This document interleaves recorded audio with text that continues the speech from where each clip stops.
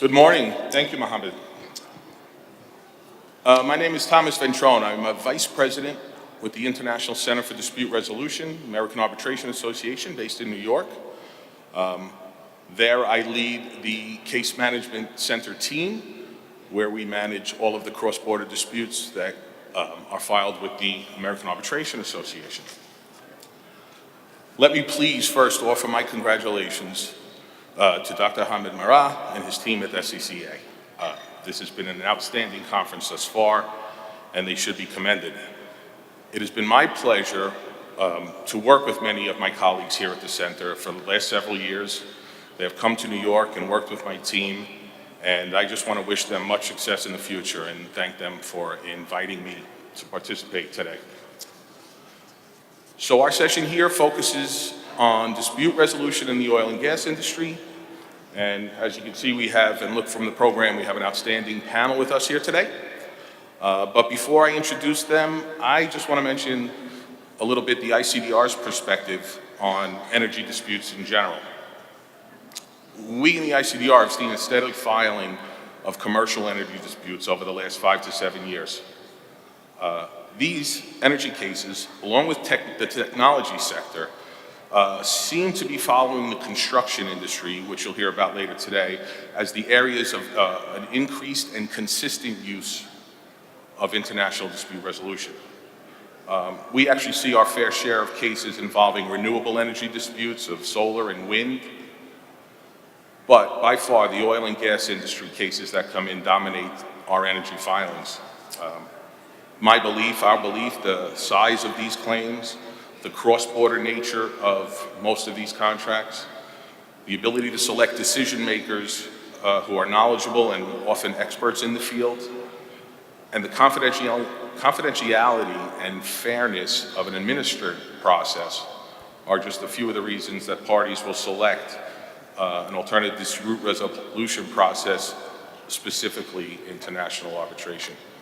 But enough about us and our position on it. We will now take a deeper dive into the area and begin our program. I first want to introduce our first speaker, A. Timothy Martin. Tim is an attorney and arbitrator based in Calgary, Canada, and he is the former president of the AIPN, and he will speak about oil and gas disputes in the MENA region. Tim?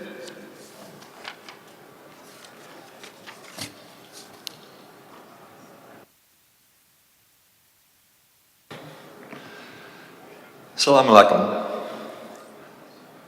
Shukran Tam, shukran to the Saudi Center of Commercial Arbitration, and thank you very much for welcoming us and allowing us to come to Riyadh to have the opportunity to speak with you.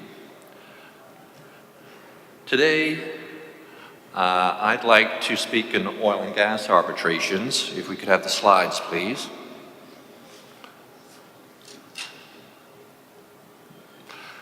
Well, I suppose I'll have to speak without the slides. Do we have them? I'd first like to give the history of some of these oil and gas arbitration cases. All the major significant historical arbitration cases in the oil and gas business occurred right here in the Middle East and North Africa region. They occurred in a 30-year span between the early 1950s to the mid-1980s. And these were extremely important cases, not only for the Middle East oil and gas industry, but for the entire world of international investment law, international arbitration law, and international oil and gas law. These were the landmark cases, starting in the early 1950s with the case dealing with the Sheikh of Abu Dhabi, and then the Saudi Aramco case, or what is often called the Onassis case. My good friend and colleague, Dr. Saud Al-Amari, will speak to those. And then there were a series of cases in Kuwait, in Libya, in Iran, and these cases established what we know today are the principles under international investment law. So these cases established certain principles that are still true today. They established the sanctity of property and the sanctity of contract. They also prohibited parties from claiming unjust enrichment. But more importantly, they clearly established that sovereign states have the right to control their resources and to determine how they wish those investments to be handled. But they also had the right, if they decided, that they could expropriate or take back those investments. But along with that right, it was established that they had the obligation to compensate the investor. And in doing so, as to the determination of that compensation, that the investor had the right to have legitimate expectations on the return of its investment. So these cases that I had listed in the prior slide that occurred right here in this region of the world, those were the cases that established those principles. I'd like to talk about one case. It's the Ammon oil case. It occurred in Kuwait, and it arose out of the OPEC crisis that occurred in 1972, when OPEC decided that they were going to sanction the West and limit the amount of oil that would be available. As part of that history, Kuwait decided to nationalize the investment of this American oil company called Ammon Oil. And one of the first issues that the tribunal had to deal with in this Ammon Oil case was what was the law that they should apply. Now, all of these early cases were based upon investment contracts. This was well before the development of bilateral investment treaties, or BITs, or multilateral investment treaties, or even for that matter, the establishment of domestic investment laws. This was based purely upon these concession agreements. And invariably, in these early investment contracts, they simply did not have a governing law contract, a clause dealing with the governing law of the contract. So the tribunals in these cases had to make the decision what law actually applied when the contract was to be interpreted, and whether or not there was a case to be made to be compensated for the expropriation of these particular investments in these oil companies.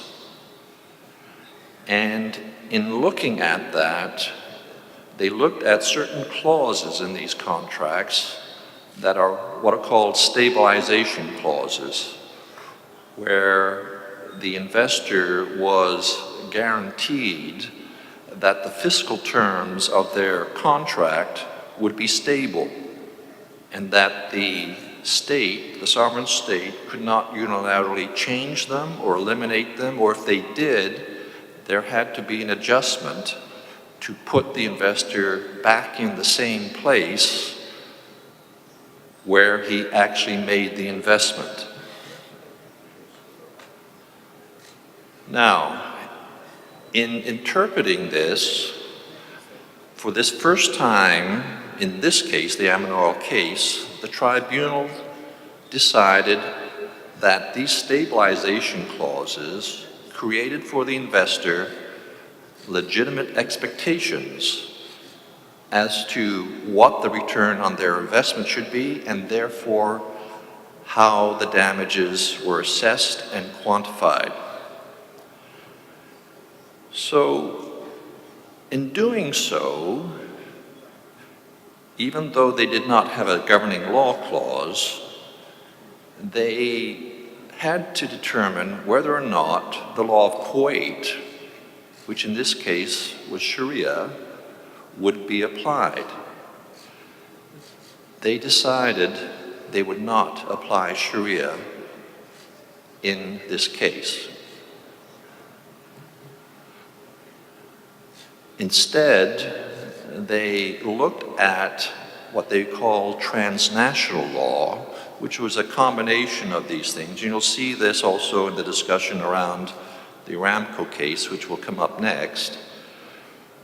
And in doing so, they had to determine, based upon this transnational law, how those damages were assessed.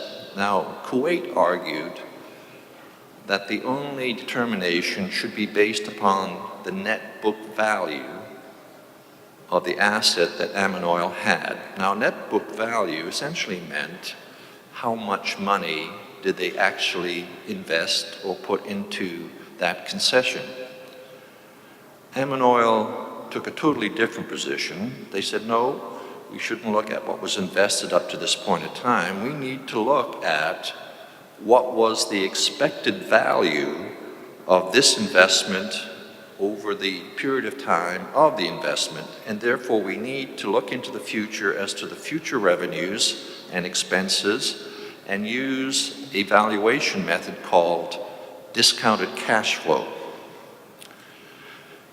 Now, discounted cash flow means that you make certain assumptions as to those revenues and as to those costs, and you take into account the time value of money. In order to do that, you would use a discount rate based upon such things as the interest rates of treasury bonds from a sovereign state such as the United States. The tribunal said, yes, it was in principle acceptable to use a discounted cash flow method looking into the future as to what the value of that investment would be, but they didn't apply it totally. They looked at a combination of valuation methods. And what they did was look at the replacement value of the fixed assets, which was the actual investment, and the going concern value plus a reasonable rate of return, which was really profits.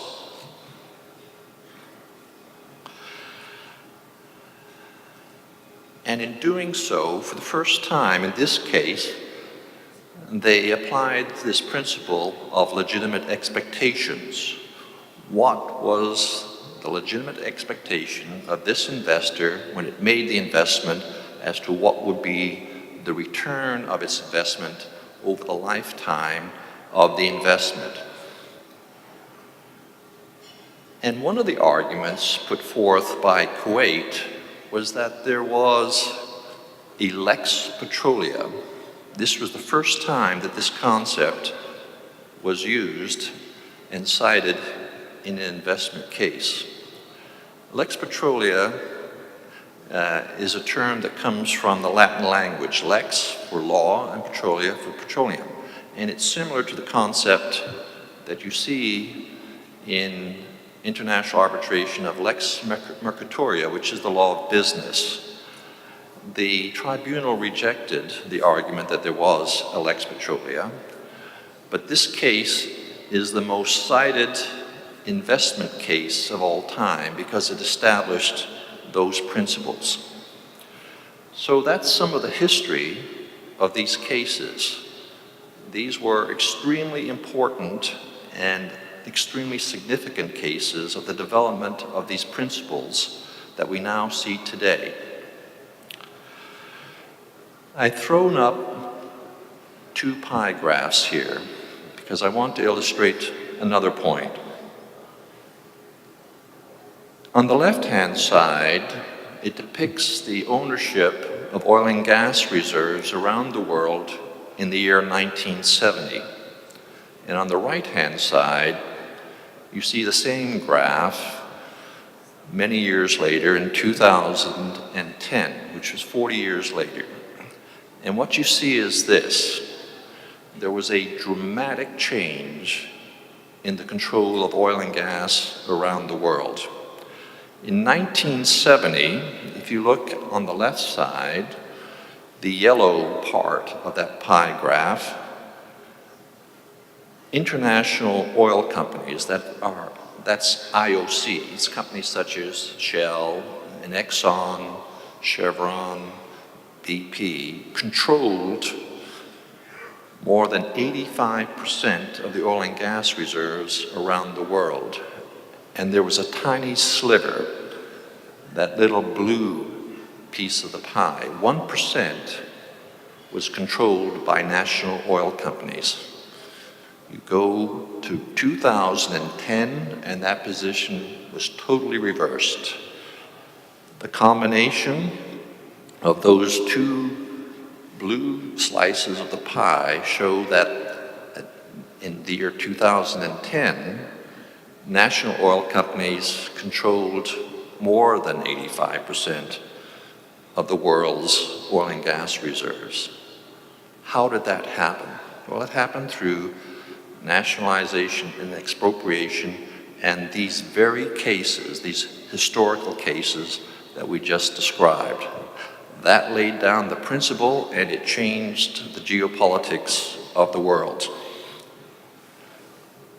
Now, another aspect of this, what you'll see is this. When you look at the statistics over the last 50 plus years, within the Middle East, North Africa region, there's more than 50% of the world's oil and gas reserves. You would therefore naturally think that if you have more than 50% of the world's oil and gas reserves and its production, the business transactions and the contracts that flowed from that there would be 50% or more of the world's oil and gas arbitrations. That is not the case. A couple of years ago, I published an article dealing with oil and gas commercial disputes, and I was able to access the database of the ICC Court of Arbitration. And what you see in that time period between 1988 and 2012, there were more than 450 oil and gas arbitration cases administered by the ICC Court. Of that number, only 11 were in the MENA region. That meant that there was less than 3%, not 50%, less than 3% of the oil and gas arbitration cases in MENA region.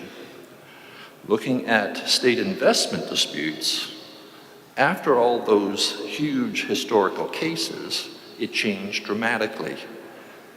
If you look at the ICSID cases, which are the primary form today for state investment disputes, looking from its inception in 1966 until recently, only 5% of the ICSID oil and gas cases are in this region.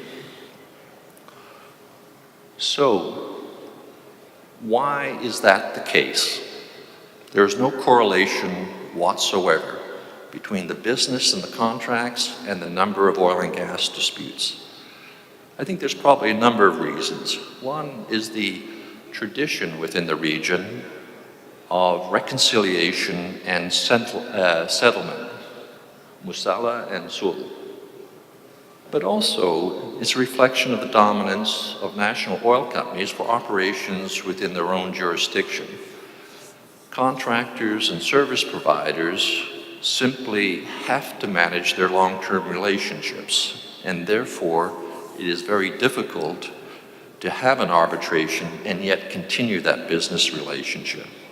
Also, we don't have full access to the statistics because either they are required to go into jurisdictional local courts or they may have ad hoc arbitration, and therefore we don't know that. But the spread is so significant that it has to be probably a combination of these factors.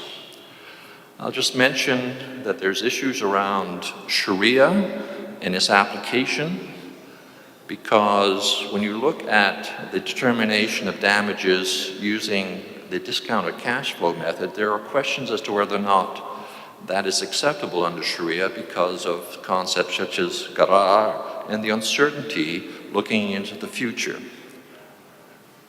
So things have changed, and this new arbitration institution in Riyadh is an example of that. But in effect, there are some local challenges in terms of procedural aspects that we face when we have arbitrations. But there are a number of issues that we need to think about with regards to oil and gas arbitration cases in the region and how the governing law, which will be clearly stated in the contracts you see today as opposed to 50 years ago, and the application of that in some of these cases. So with that, shukran, thank you, and I leave you with a picture of the oil and gas business in my home country, which is Canada. Shukran, thank you. Thanks very much, Tim. I think my own opinion is it is a safe bet that we will see some growth. How quickly that growth occurs in the region of the use of dispute resolution is to be seen. But as you mentioned, something like the creation of the SCCA can only help to convince parties to take advantage of the process. So, but we're going to continue a little bit more with the history and a discussion of some cases. Now we will hear from Dr. Saud Al-Amari, who is a lawyer and arbitrator based in Al-Khobar. He is former general counsel of the Ministry of Petroleum and was a chief attorney for Saudi Aramco. So I would ask him to take the podium. Doctor?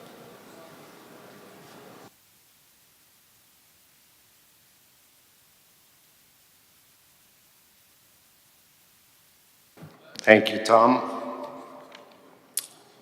Bismillah, walhamdulillah, wassalatu wassalam ala rasulillah.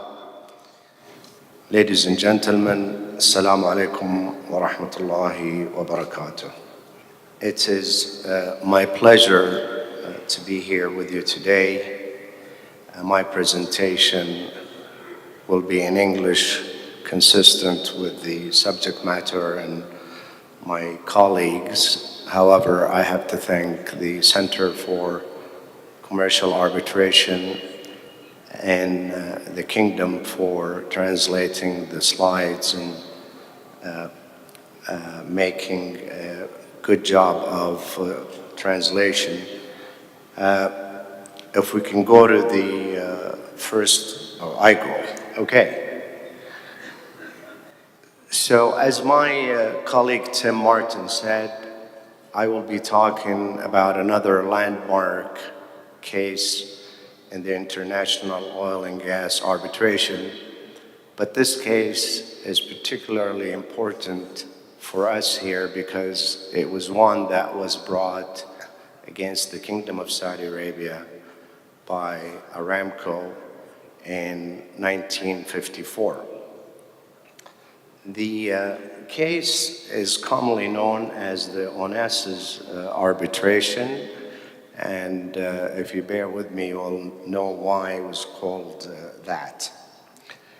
Now, before I go into the case itself and discuss the rationale of the tribunal as well as how it decided what law to apply, I think it's important to share with you the background of the case.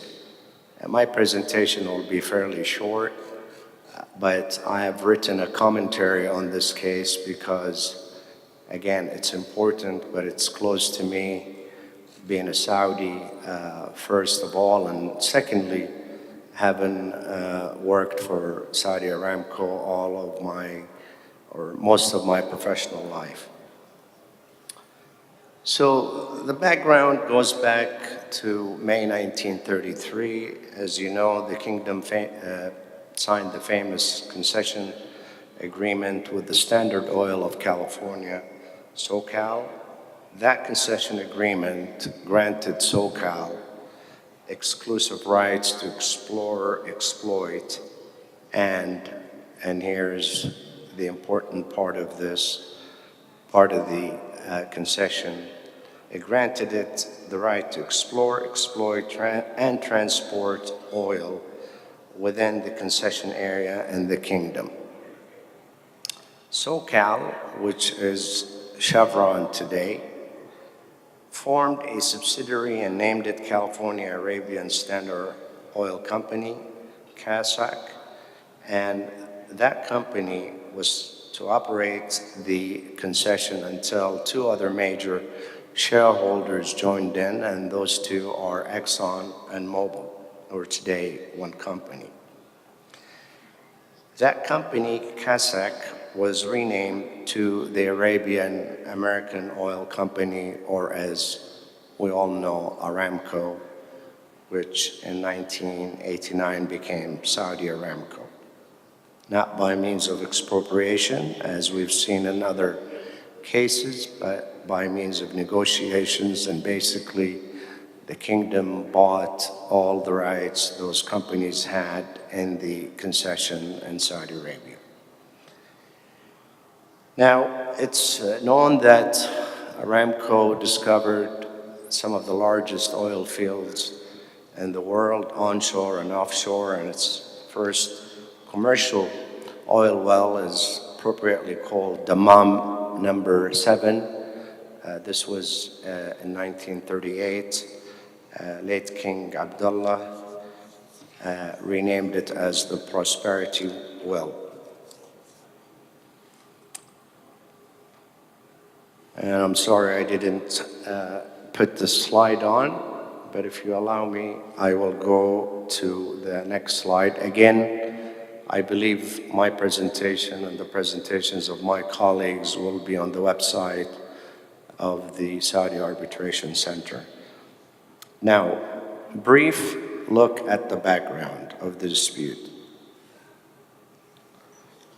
The dispute arose in January of 1954 when the Kingdom of Saudi Arabia, and at the time it was late King Saud, signed a shipping contract with the Greek shipping tycoon Aristotle Onassis, who had a company called Satco. And Aramco argued that that agreement was contrary to the concession that was granted to it, because it gave Satco an exclusive right to transport Saudi oil out of Saudi ports.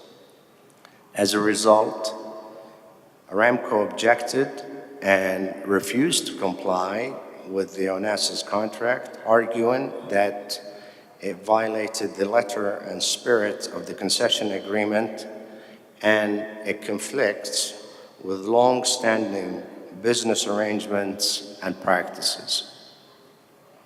In response, the kingdom argued that Aramco was not entitled to absolute right to transport oil beyond outside Saudi territorial waters, since such right was not expressly provided in the concession agreement signed in May of 1933. Kingdom further argued that even if such right existed, if it were conferred upon Aramco, then the company would have been equally in breach of the concession agreement by transferring that right to a third party, i.e. the buyers that purchase Saudi oil produced by Aramco. The center here, because it translated the presentation, have added more slides, so if I don't keep up with them, please accept my apologies. Now let's talk about the arbitration itself and what really happened when some of the issues came up, first impression issues, and we will deal with that as each one comes up. To resolve the dispute, both the Kingdom and Aramco agreed to refer their dispute to an ad hoc arbitration in Switzerland in accordance with the arbitration clause in the concession agreement. Now, at that time of the arbitration, it was before the New York Convention of 1958, obviously. And as just a matter of note, the concession agreement contained no express choice of law clause. And this is another testament which shows that despite the sophistication of these American oil companies, these old concession agreements did not necessarily cover each and every aspect of a dispute and how it would be resolved. But as the disputes came up, went to arbitration, the law developed, and we have seen great examples from Tim Martin's presentation in the Middle East and how the issues were resolved to the satisfaction of the parties and how the law in oil and gas arbitration case precedent have evolved over the years. Now, the Kingdom clearly argued that its law would apply Sharia, and the tribunal did in fact agree that the law of the Kingdom of Saudi Arabia governed the concession agreement, but it was not prepared to fully accept or apply all Sharia principles. Well, and I have to qualify this, it said, it determined that Islamic law was in its embryonic state.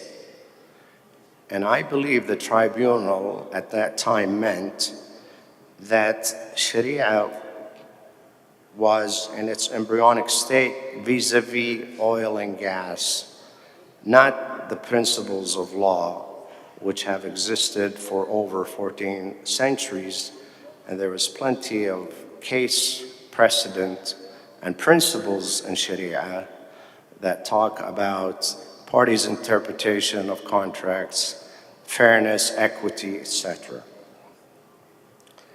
And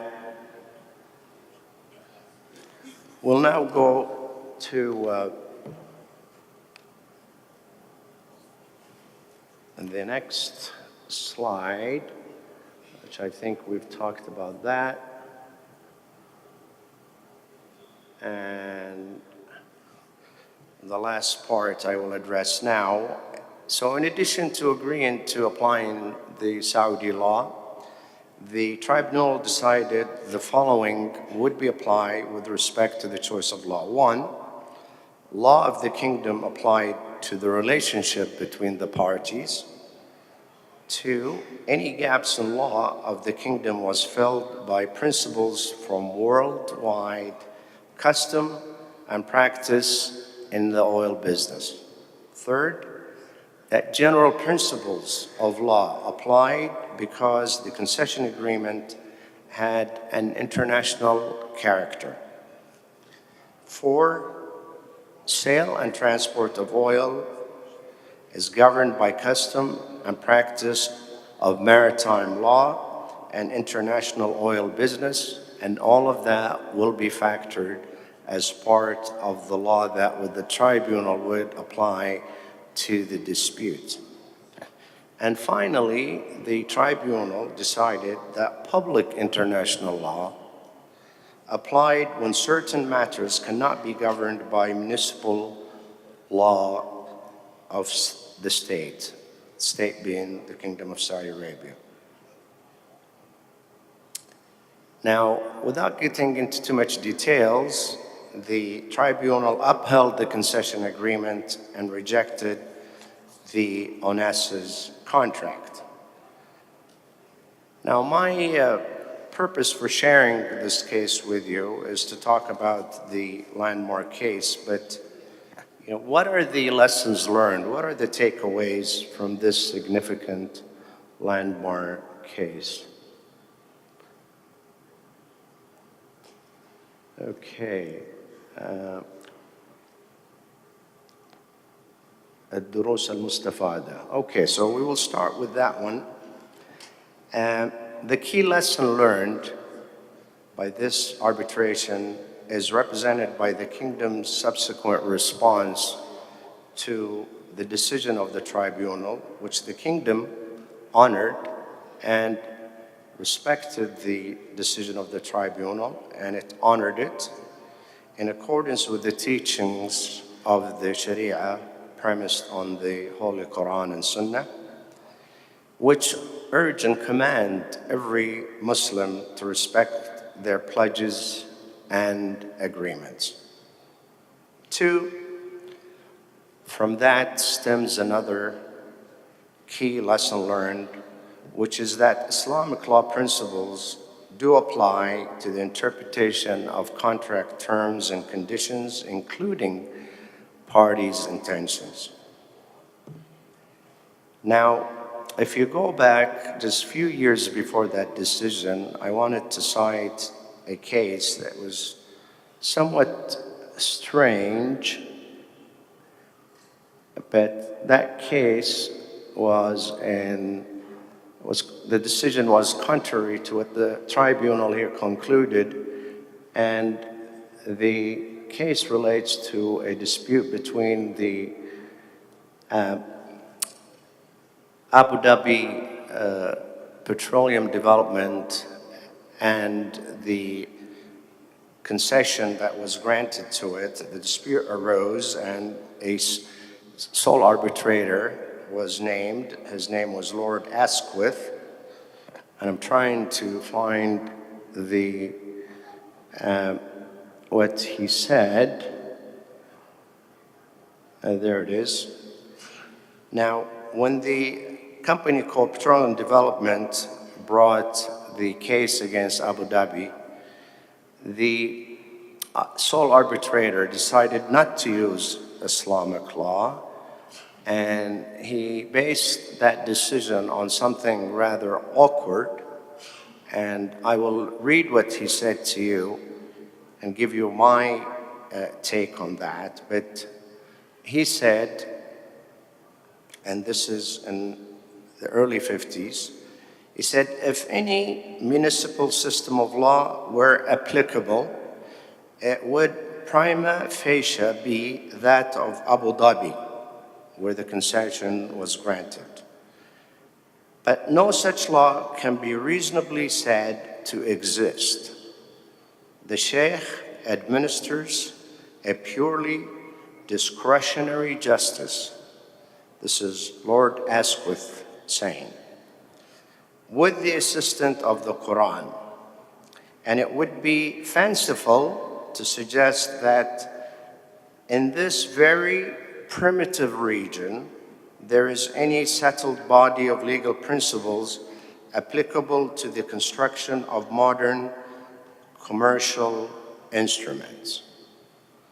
Now, Lord Asquith obviously was either a lazy arbitrator, but other than that, I don't think he would be that ignorant, because the principles of Islamic law were well developed to apply and interpret contracts, and what the other tribunals have done, as cited by Tim and the tribunal in the Onassis case, yes, you would apply the law of the land, but you would supplement it with custom international practices in the field itself, here being oil and gas. Anyway, it's part of history today, but the case that I'm presenting today presented also other one or two takeaways that I would like to share with you, having spent most of my professional life in the oil and gas business, and today as a private practitioner, I do a lot of that work. The kingdom in the late 50s, this was in 1958 when this case was decided, unlike other oil-producing countries at that time, the kingdom essentially took a long-term view in ensuring that its national economic interests were met while honoring its contractual obligations and reassuring foreign investors. In short, if it is your best interest to accept a ruling that is not to your liking, then it is wise and courageous as well to do that. And finally, a major principle of the kingdom's domestic and international policy can be summed up as follows. While we believe that what unites the people of the world ultimately is greater than what divides us. This is, ladies and gentlemen, is very much consistent with the Sharia, which Prince Bandar has eloquently described in the previous session, that it's a system that can be used anytime for whatever matter, but clearly needs an understanding of it. And today there's plenty of experts and Muslims and non-Muslims that know Sharia extremely well. Before I close, I want to thank the Saudi Commercial Arbitration Center for inviting me to come to speak to you, to be with this distinguished panel. And I want to congratulate them on their successes, despite their short period since they launched it a couple of years ago. I brought with me copies of the note itself that I mentioned to you, and if you'd like a copy of it, I'm happy to give it to you. Thank you for your attention and enjoy the rest of the conference.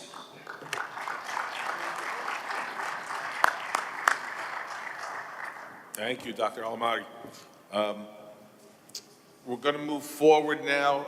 Just a reminder, we'll take questions at the end, so if there are any questions about the cases and history presented thus far, please just write them down and we'll address them at the end.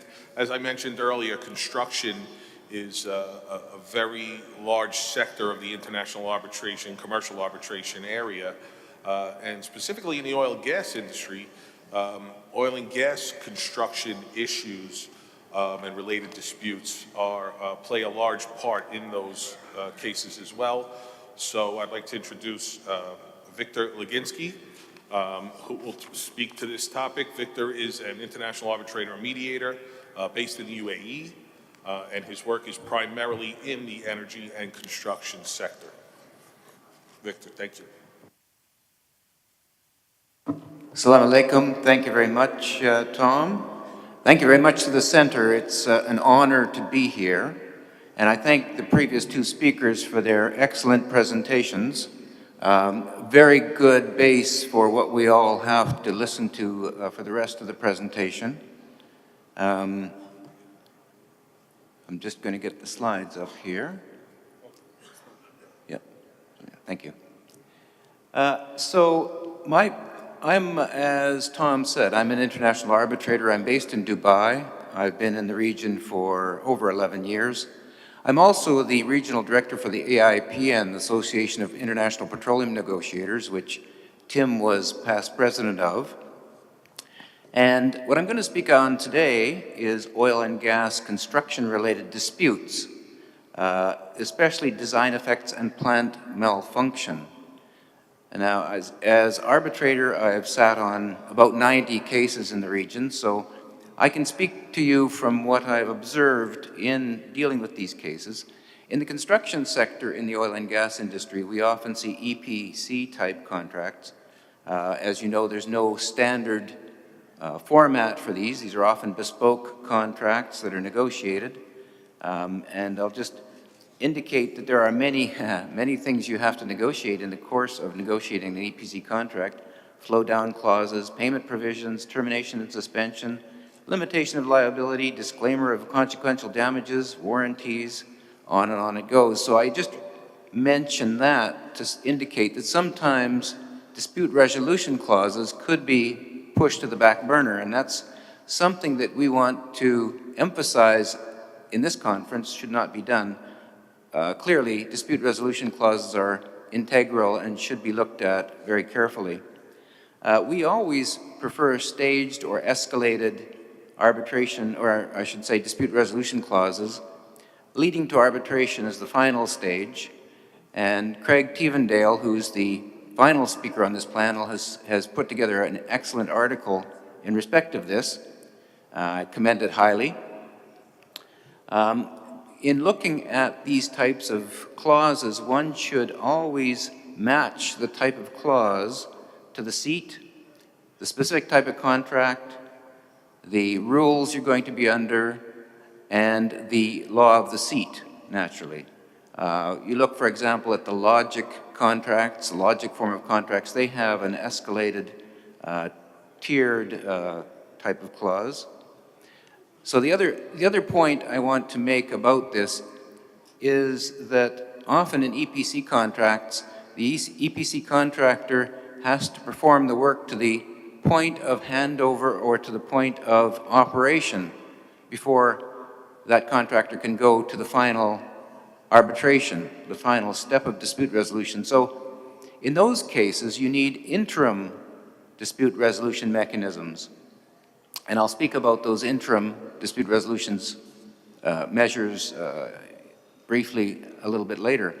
But first, in dealing with the tiered clause that you put in, it's important that these become what's known as a precondition to arbitration in order that they be effective. And as arbitrator, I see many jurisdictional challenges where one party will say that the precondition has not been met.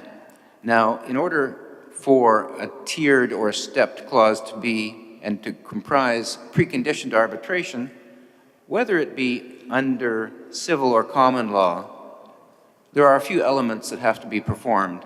Certainly, you have to see an unequivocal commitment to mediation. You have to ensure that there are reasonable certain time limits in terms of getting to mediation and using the mediation process. And we do recommend that you use well-known institutions that can appoint the mediators and have mediation rules attached to them. And Tom's organization, the ICDR, has a good set of international mediation rules, as do others. The ICC has, and other institutions have mediation rules that you can use for this purpose. Going back to the interim dispute resolution measures that I mentioned before, common ones that we like to see in dispute resolution clauses in the oil and gas industry are dispute boards and early neutral evaluation. Now, for the interest of time, I'm certainly not going to deal with dispute boards and early neutral evaluation to much detail, but I can certainly recommend the AIPN's Model Dispute Resolution Agreement, which Tim Martin, who spoke first, was instrumental in putting together, and it's an excellent, excellent document, and you can download it or certainly obtain it from me if you need a copy of it. It really sets out clearly all of the aspects of dispute resolution in the oil and gas industry for you, and it has a set of guidance notes as well that are very, very handy. Moving on, you can use something like expert determination. That's good for a technical dispute, pricing, or highly technical disputes. The other thing I'd like to mention is that there's nothing wrong with using a court in aid of arbitration, and certainly the rules, most rules, allow for this. For example, the ICC rules say that the application of a party to a judicial authority for such measures or for the implementation of any such measures ordered by an arbitral tribunal shall not be deemed to be an infringement or a waiver of the arbitration agreement. Depending on the rules and depending on the substantive law, sometimes the use of a court is good because of the enforcement mechanisms of courts and of to assist in the arbitration's interim measures. Similarly, the UNCITRAL rules say a request for interim measures addressed by a party to a judicial authority shall not be deemed incompatible with the agreement to arbitrate or as a waiver of that agreement.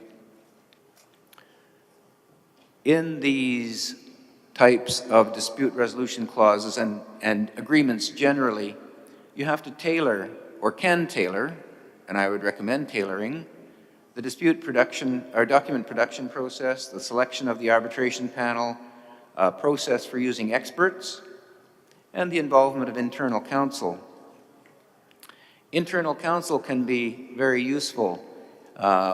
External and internal counsel should work together and work together in terms of managing the dispute, document retention policies, understanding and communicating the needs of the client, setting the client's expectations, and managing, of course, the budget, which is very important.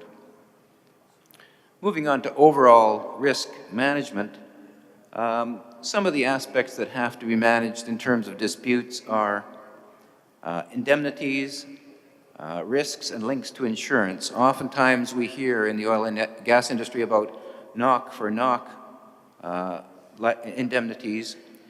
This is where one agrees to bear one's own risks for one party's own persons or property. There are, of course, limits on liability, and when you're dealing with limits to liability and dealing with indemnities, you have to make sure you tailor-make your indemnities so that they fit in with your insurance clauses and with any statutory law, because if you set about excluding things like gross negligence or willful acts, that could run afoul of your insurance carrier or some statutory provisions.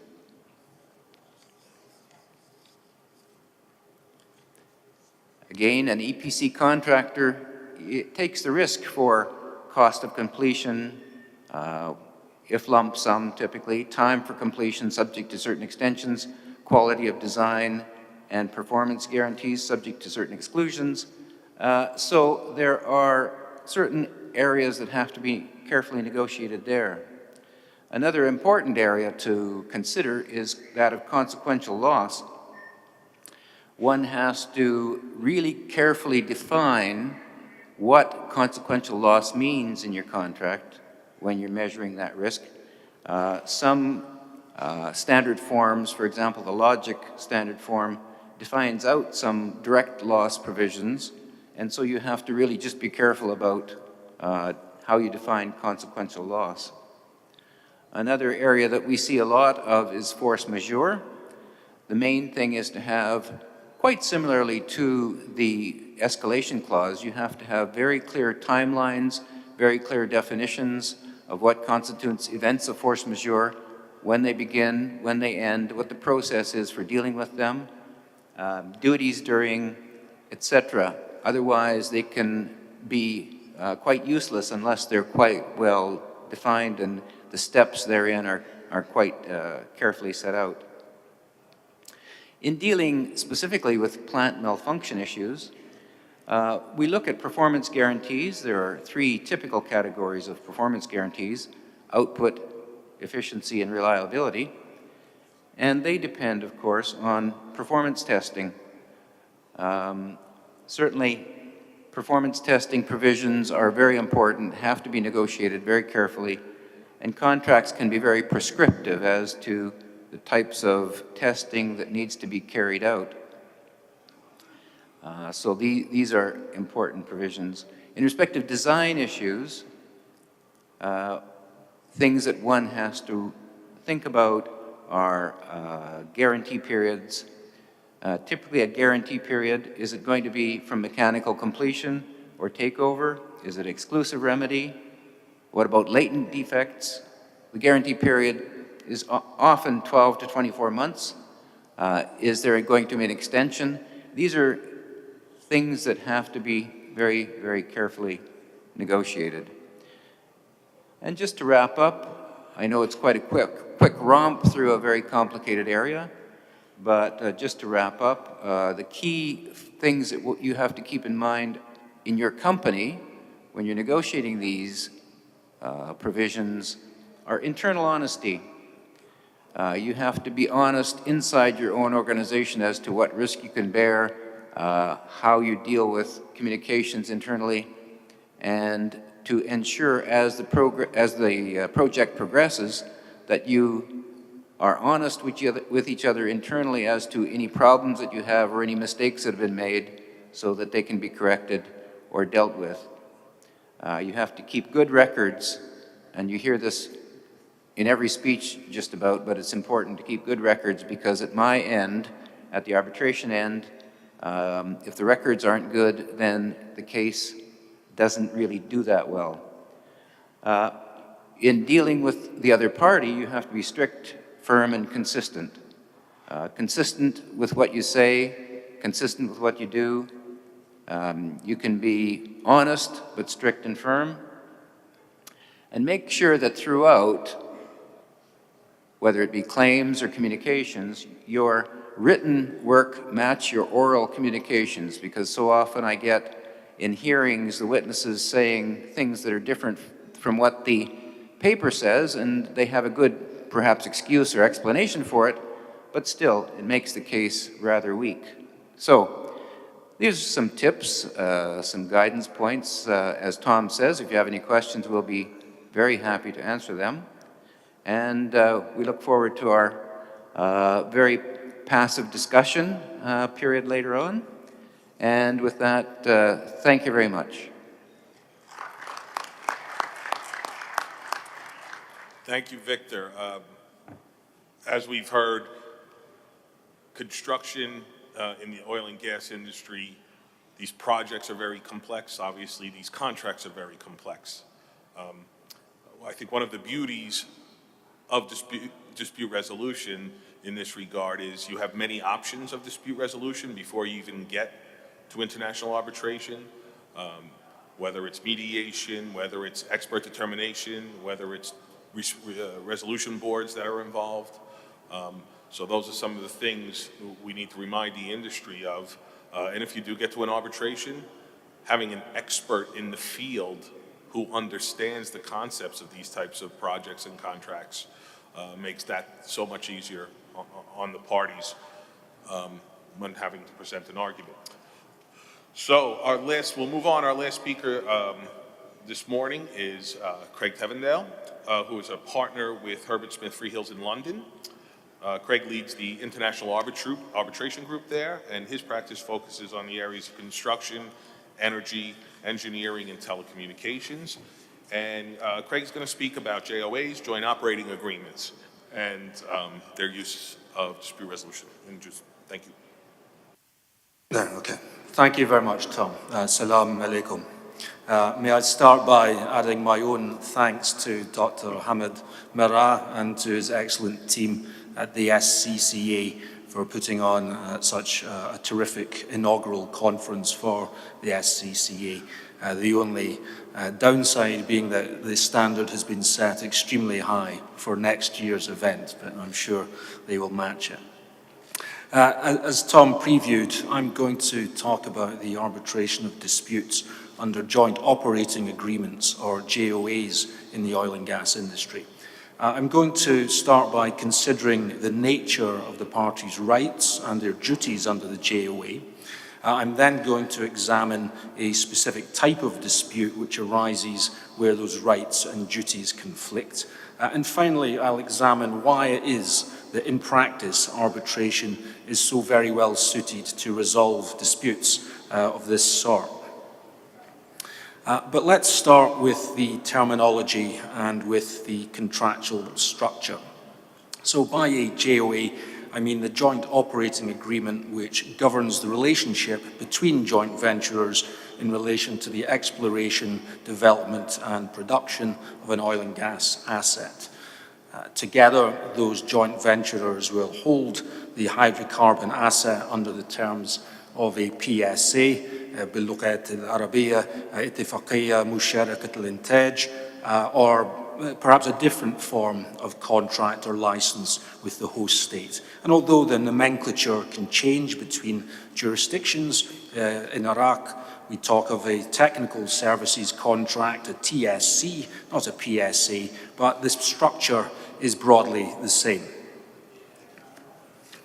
Now, one of the participants will generally need to lead the joint operations, and that role will be performed by the operator. In my diagram up on the screen, that's IOC1. So the operator is commonly, but not always, the party with the largest interest in the project, because the position requires sufficient technical and financial resource to conduct the joint operations. And as the other venturers, as the national oil company, you want the operator to hold a significant interest in the success of the joint venture. And it's up to the operator to liaise with the government on behalf of the contractor group and to manage the relationship under the PSA.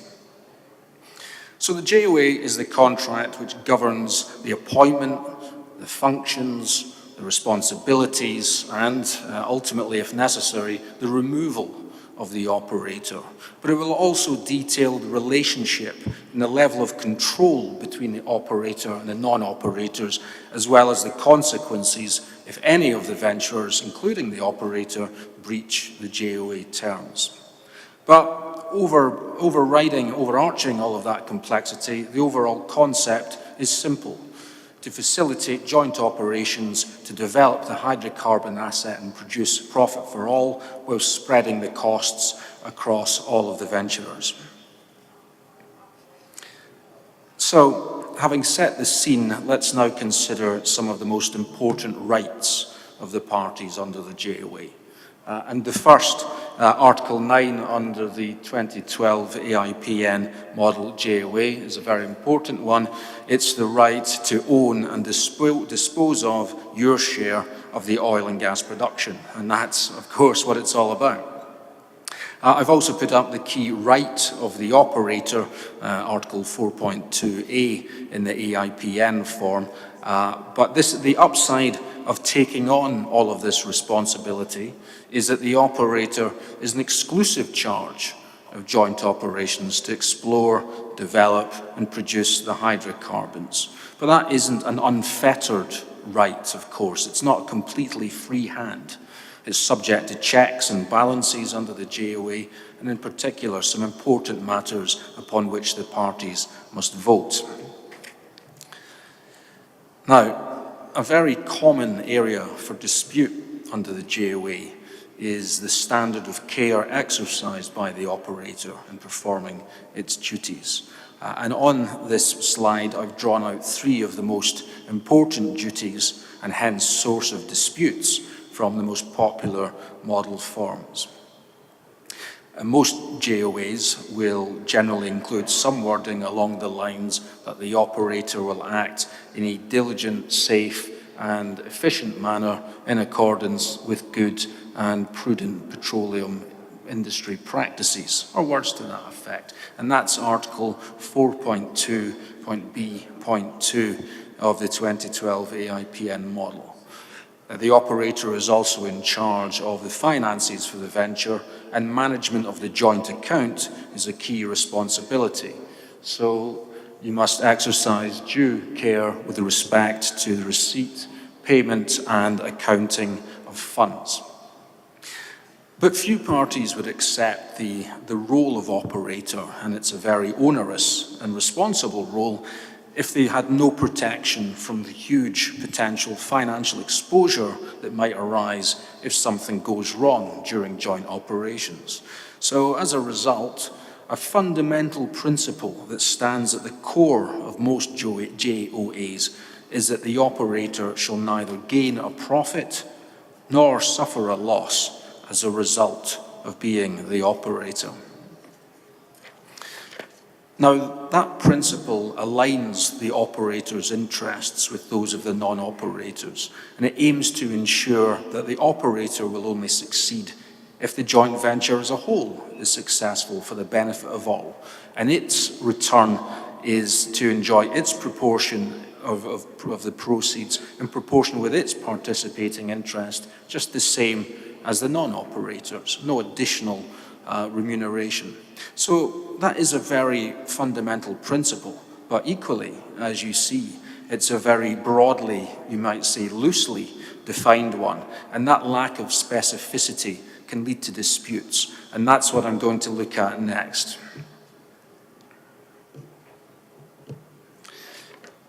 Now, it's vitally important to the success of the joint venture that it's sufficiently funded at every stage. And that's typically achieved through the cash call system, by which the operator issues a cash call to the joint venturers, including itself, for future estimated expenditure. So in simple terms, each joint venture must contribute its share to the anticipated expenditure in proportion to its participating interest. The operator, as we've seen, must operate a joint account to track that money in and the resulting expenditure on budget items. Now, the JOA will typically provide for cash calls denominated in US dollars. The operator will enter into a range of necessary contracts, rig hire, construction contracts, as Victor has addressed, ancillary service contracts, a whole range of complexity, and it will commit the joint venture to significant expenditure. And that all needs to be paid out of the joint account from the benefit of the cash calls. Some will be paid in US dollars, but of course, some must also be paid in local currency. And many a dispute under JOAs starts with the refusal of a joint venturer to pay its cash calls. And what we've seen in recent years in particular are that exchange currency control issues have prompted JOA disputes, particularly in jurisdictions where the macroeconomic picture has led to a devaluation of the local currency, and that's disturbed the economic balance of the project. So here's the problem which I would like you to think about. What happens if foreign currency controls are introduced? The joint venturers earn local currency from selling production to the state, but then they're legally prevented from changing their local currency to dollars. So they are in effect stranded with devalued local currency, and they can't necessarily do anything with it. At the same time, they're receiving cash calls which are denominated solely in US dollars. So they've got local currency coming in, which they can't do very much with, and which is losing its value, and they're paying out US dollars all of the time. It's not a happy position in which to be. So in that scenario, the only venture which can actually use that pile of local currency and keep its own dollars in the bank instead is the operator. Because as the operator, it can spend local currency on the joint venture contracts which are payable in that local currency. And the dispute that arises under the JOA in that scenario is this: is the operator earning an illegitimate profit by virtue of its role? On one view, is the operator abusing its privileged position and breaching the duty not to profit that we've just seen on the previous screen? So What issues arise, and is this really a problem? Let's consider how this might play out in an arbitration, whilst keeping in mind, of course, that whilst we have looked at the model forms, the governing law of the JOA will overlay that and will play a very important role as to how those rights and duties are interpreted and applied. But in relation to the cash call, can the non-operator insist upon paying in local currency instead? Well, probably not. The JOA will very likely give the operator a discretion to accept cash calls in other currencies, but it won't be obliged to do so. And I've seen the operator politely refuse those requests for flexibility and insist that the cash calls must continue to be paid in US dollars. Well, how about compliance with local law? Has the operator done anything wrong? Well, probably not, because the operator will say it is following local law to the letter, which is exactly what a diligent operator is obliged to do under the JOA. Has the operator breached the JOA? Well, it's easy for the non-operators to complain in the abstract and to say that this must be in breach of the JOA. But which particular term of the JOA, express or implied by the governing law, can they point to? There's probably nothing more on point than the general principle around neither gaining a profit nor suffering a loss by acting as an operator. Well, if that doesn't work, how about a restitutionary claim to get money out of the operator using a form of unjust enrichment, which is available under many governing laws? Is there a form of fiduciary relationship where the operator holds everything on trust for the other co-venturers? Well, that's a very complex area for analysis, and different governing laws approach it differently. But many would say, no, the operator is not acting in a purely fiduciary role. Even if there has been a benefit to the operator, can the non-operator really say that it is lost out as a result? Well, maybe it's difficult to say that, because isn't their position a consequence of the terms of the JOA applied in the circumstances of a change in local law, and nothing more than that? Well, even if they haven't actually lost out, does that mean that they have no claim? Because can the non-operators say that they're entitled to an account of any profit made by the operator as a result of its privileged position? Effectively, they may have suffered no loss, but can they share in any profit which the operator has made through its role? Well, these are all legal theories and arguments for an arbitration, and I have my own views on how such a case would be decided, but I'd be very welcome in other perspectives from the audience afterwards, and of course from the panel. But one of the privileges of giving a presentation like this is that you get to raise all sorts of hopefully interesting questions without having to give a definitive answer to any of them. عندي الفرصة بدون المسؤولية يعني. So let's move on to some more certain grounds to finish off with. Why is it that arbitration is so well suited and so frequently selected to arbitrate such disputes?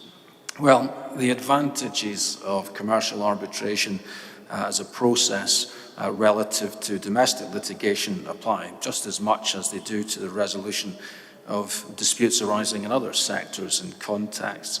But it's true to say that the benefit of resolution in a neutral forum is prized even more highly in the upstream context, especially so in the case of contracts entered into by private parties with host states or national oil companies, where the alternative is to appear before the courts of the state, or where issues of local law and policy, such as currency control, may be an issue.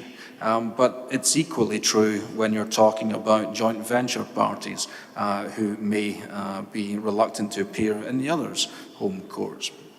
There's the expertise of the tribunal, and as we heard from our respected panelists yesterday, the ability to select the tribunal is very important, especially in a legally and technically challenging area like this.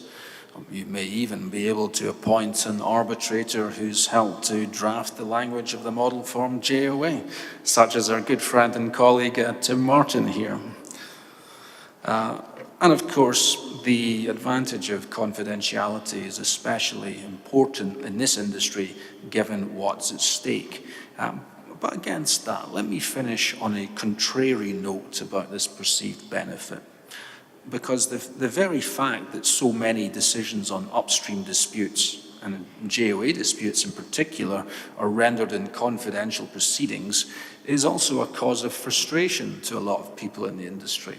And there can be no doubt that upstream practitioners and commercial parties would also benefit from having access to a greater body of published, reasoned awards on some of the upstream disputes and model form clauses most often encountered in practice. But my personal view is that although that's a consequence, we must also recognise and prioritise indeed the desire of the parties in general to maintain confidentiality, and we must respect that. It's their process, they are paying for it, and the principle of party autonomy must always be given great weight in order for arbitration to prosper. So I'll finish there. وأشكركم لحسن استماعكم. شكرا.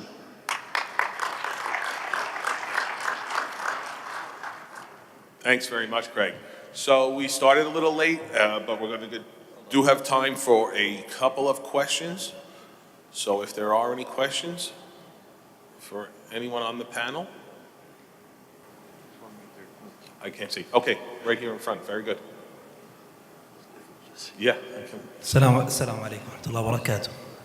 دكتور فلاح الزهراني من مدينة الخبر، متخصص في التحكيم ومحكم معتمد لدى محكمة الاستئناف التجارية في المنطقة الشرقية. أولا شكرا سعادة الرئيس والمتحدثون جميعا. مؤخرا ناقشت رسالة في الدكتوراه عن أثر نظام التحكيم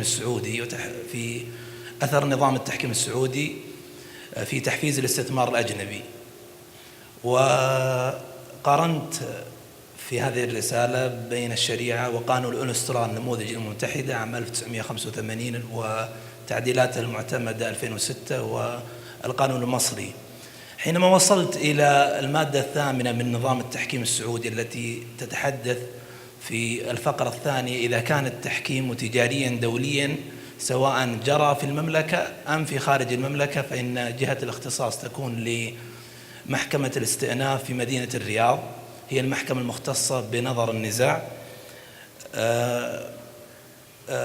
هنا يتبادر إلى الذهن أن التحكيم الدولي لا يكون إلا في خارج المملكة.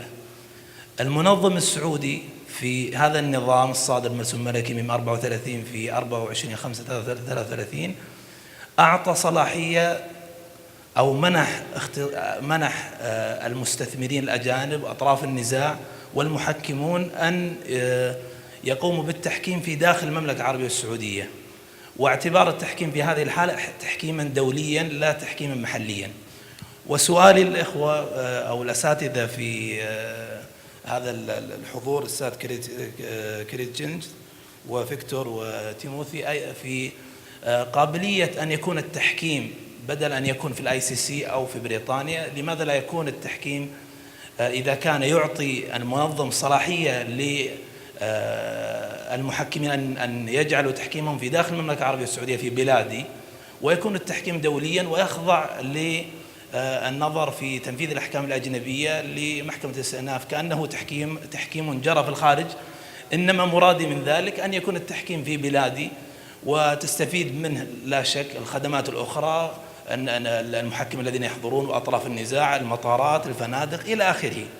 فبدل أن يكون في الخارج، هل هناك يعني مجال إلى أن يكون خاصة المنظم السعودي يعني أتاح الفرصة في ذلك؟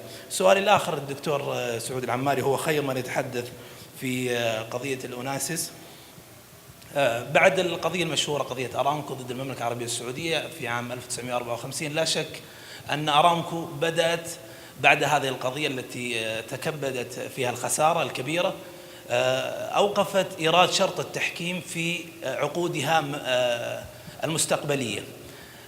في الوقت الحاضر حسب نظام أيضا التحكيم السعودي المادة 10 أنه إذا كان هناك تحكيم جهات حكومية، وأرامكو تعتبر يعني أيضا جهة يعني تابعة للدولة، أن لابد موافقة رئيس مجلس الوزراء على هذا التحكيم الذي يكون.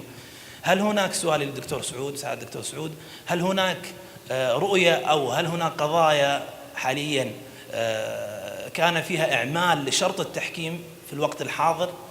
هل هناك إعمال لشرط التحكيم بعد هذه القضية في الآونة الأخيرة، أم لا زال التحفظ من شركة أرامكو على أن يكون نظر النزاع في مثل هذه الحالات أمام القضاء السعودي؟ وشكرا.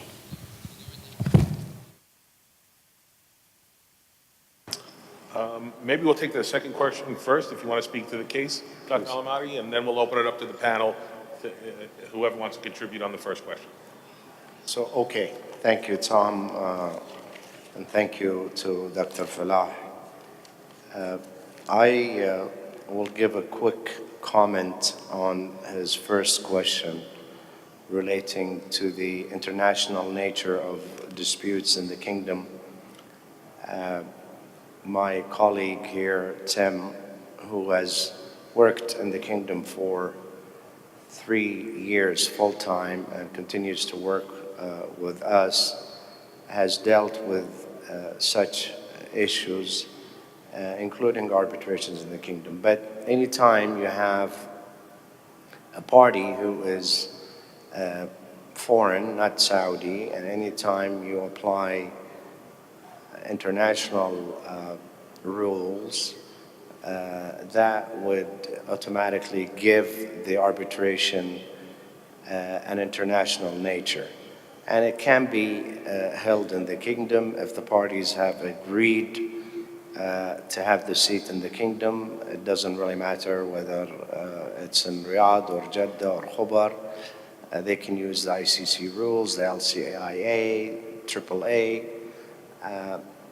It's up to the parties, and as Dr. Falah stated, the arbitration law of Saudi Arabia has allowed all of that. Now, I'll leave this for Tim and any of my colleagues on the panel to comment on.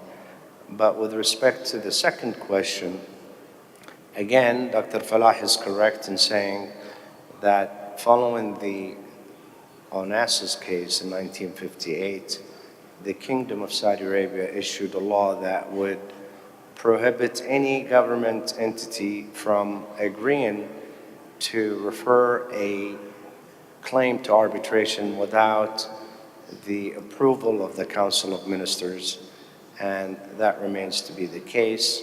Just slight correction, you're right, Dr. Falah, Saudi Arabia as the state, the government does own Saudi Aramco, but Saudi Aramco in its own bylaws is a commercial entity and does agree to arbitration for resolution of its disputes, both locally and internationally.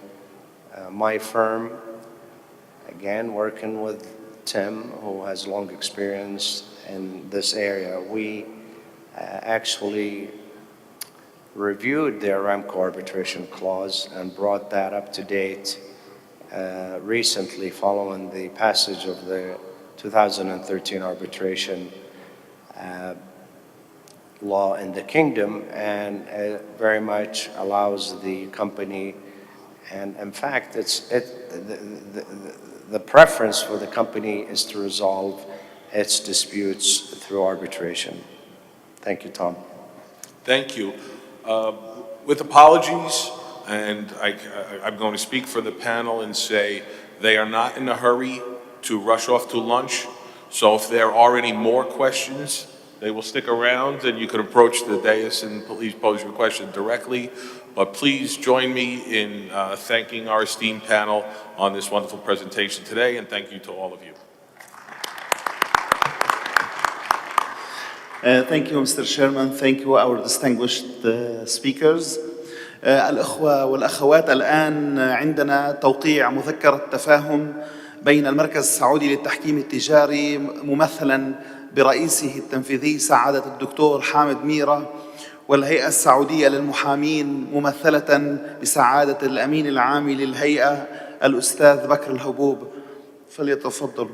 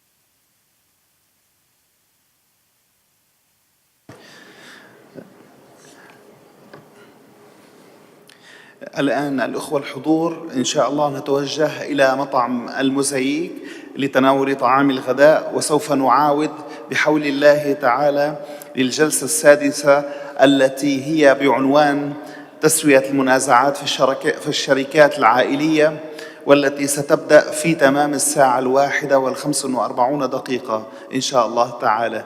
شكرا لكم.